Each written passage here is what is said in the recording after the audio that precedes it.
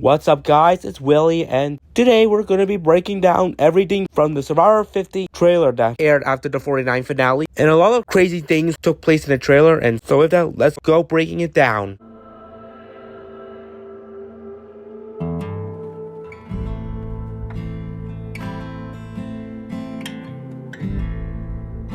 I have to take a minute to describe how, of course, the most decipherable player that we can first tell is Jonathan, because production clearly just wants to value everything of his presence to be that metaphor of challenge strength in this game. Life is for the bold to seize the opportunity when it comes, not those poor, intrepid souls that stay close to shore. But it is the person that goes out in the storm that reap the high rewards. I can bet you every longtime fan would be screaming when they saw the first close-up shot being Colby Donaldson. Which, hey, feels apt because he is very popular back in the day. And you know what? I am liking what this trailer is willing to handle with showing our old school players. Welcome to Survivor 50. We chose you to represent 25 years of the greatest adventure on television. It's a big honor. Alright, pause. These shots of photographs of the player is a nice callback to the old era when Survivor used to have these shots in their intros, and it would have been cooler if these were actually older photographs, but nope, they're just more recent shots with just a tint layer on it just for the authenticity, even though it's anything but. The only thing we want in exchange for giving you this spot is everything. I just love how Jeff is just giving this monologue of wanting to give the players everything just in celebratory for this 50th season feat. I feel like there's a bit of melodrama surrounding it because that so-called everything is always manufactured by production's absurd ways of impacting the game that is not desirable to watch from the fan side of things. And I won't be surprised if we're going to get more of that new era bullcrap enforced on the season, but to another extreme. Season 50 is a celebration of the game that created my entire life. Alright, seems pretty fitting that Jenna Lewis gets the first true confessional as a player from the original season, though I've never personally watched any of her seasons. I'm still pretty hyped for her. But I will say, the way that her confessional came off as was a bit too shallow, especially for a more modernized fan base who probably wouldn't even know who the heck she is. Like, if I wasn't someone who did my, deep Survivor research, I probably wouldn't even have a clue who she was or what she brought to the table. And yeah, I can say this confessional was more so for personal sakes. I do think there could have been better ways to present Jenna's image of her offerings in old school Survivor. It's been 20 years for me.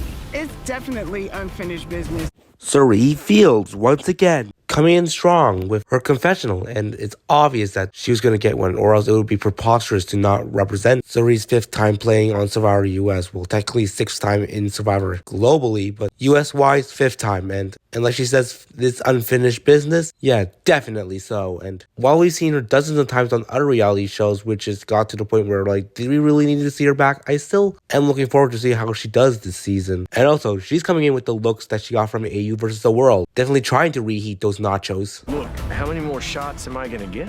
There you have it, Colby Donaldson, which at least has less shallowness to his confessional, as he briefly just says how many chances he's gonna get. Because then again, speaks to a lot of an audience that won't even know who he is, definitely give them better insight on him. And he's also another one that I am interested to see, as I'm aware he's a fan favorite by a lot of the old school fan base. Make no mistake about it, I'm thinking about winning. And I'm going to cancel everything that you can cancel. Your Christmas, your vacation, your doctor's appointment, your tournament, your school trip, your TV subscription. This guy can go on, and I just won't stop being riveted by it. Q is someone that I am really happy to see again, especially in this trailer, as he's clearly one of the best representatives of an electric character from the new era. And honestly, this is the most peak confessional from this trailer, as every other confessional following this is just pretty baseline or not as riveting as this one. I can't stop replaying it because it fits right into the comical lens of this trailer. And also, how does it speak to Q coming into the season? He's just going to be like how he is. He's not ever going to water down anything, but also going to try and double down a bit too much. And honestly, I'm here for the entertaining that he's going to bring, and hopefully there's going to be some drama, especially with the chaos he could exude. So if you notice what that is a Beast Games coin. Which what goes down next, I am just left perplexed. But aside of this, there's clear signs of the absurdity that we are going to get with this season, and it has left fans aghast.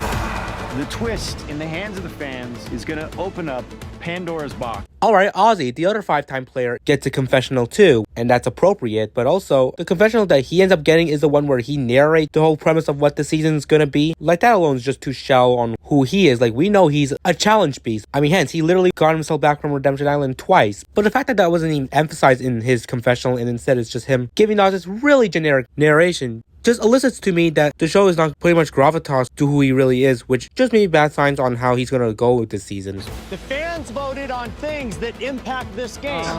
Okay, nice to see you just back, Savannah, after you literally won. Which, I mean, the players around you haven't even saw you in Rizzo's season yet. But hey, be that first Survivor winner who competes back to back. And honestly, with now casuals knowing that Rizzo and Savannah were the 49 players returning, does feel a bit strange how they were revealed as a part of the group shot. But either way, they have a fine way of getting shown in the trailer. We have to be ready for anything, which is scary. Again, another pretty derivative confessional, though it's great to see that Camilla, of all the 48 players, is the one that gets to talk, and honestly, really not much about her. However, what she says does start to evoke the somewhat insanity that is basically anything that will impact this exhibition match.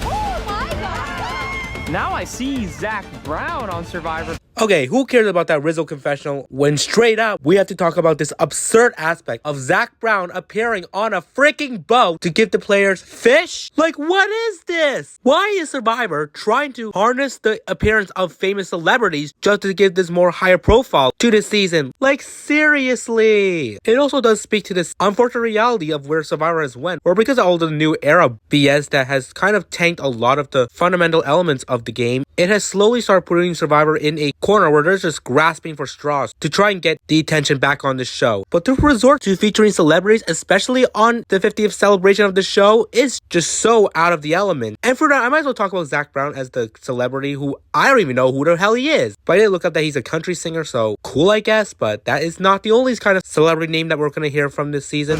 It's a Billie Eilish boomerang idol. Okay, this confessional from Devins, who talks about a freaking Billie Eilish boomerang idol. What in the world? Like, yeah, I wouldn't mind the reference of, like, Billie Eilish and stuff like that would have been normally talked about in, like, filler segments. But for her name to be referenced in association to some sort of game mechanic, it just feels so abnormal. Like, at this point, it's telling us that these celebrities are going to have some sort of impact in the game, which, again, why are we bringing them into this season when we could have had something like Survivor Legends who couldn't appear? Like, they could have been a much better way to represent Survivor instead of having celebrities who we wouldn't even know were fans of the show to begin with. And also, the biggest question is, what the actual heck is a boomerang idol? Well, many people are speculating about it, so I'm not going to dwell too much into it, but I can tell it's going to be pretty overpowered, especially with the idea of what it might potentially function. Jimmy Fallon may decide my fate in this game.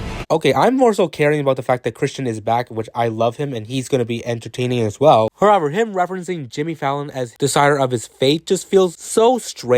I mean, it could be a bit spoilery that he may be on the bottom, but it could just go otherwise. Either way, this just ends up being a continuity of this absurd sequence of celebrity highlights, and this would not be the most egregious of them all as we get to the next part. Welcome to Survivor 50, Mr. Beast.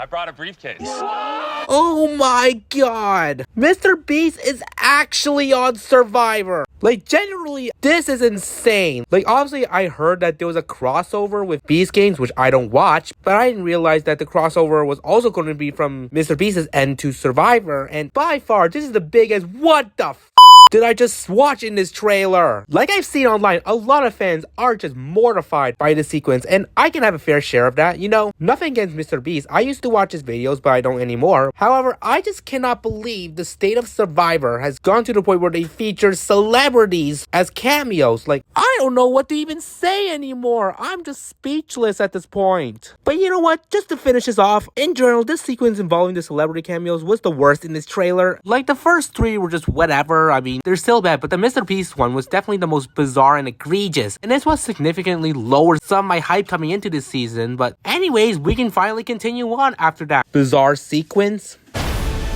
Season 50 is the biggest moment in Survivor history. This is the Survivor Coliseum.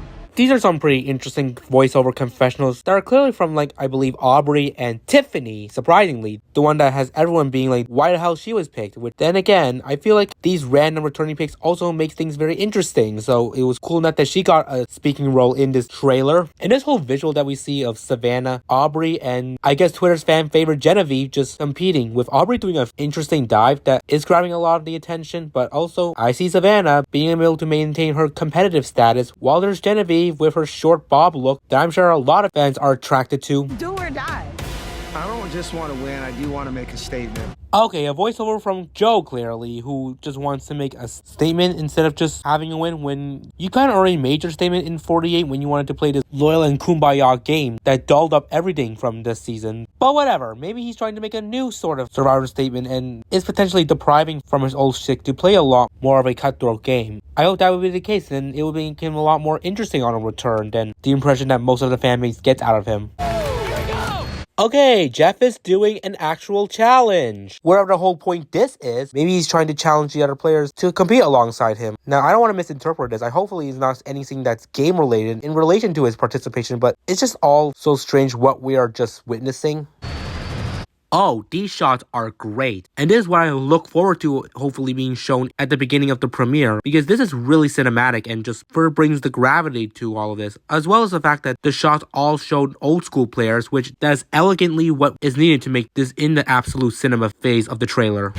Feels a little like, a high school reunion meets like a massacre. And of course, we couldn't end off this trailer without a Mike White confessional, this now huge name who has directed The White Lotus. And honestly, his confessional speaks true to the standards of these all-returning seasons, and hopefully it is going to be some sort of massacre with such dynamic gameplay that will absolutely be sick to see. Survivor 50, as much as I did not like the whole celebrity part, everything else is still having me hyped, so please don't let me down.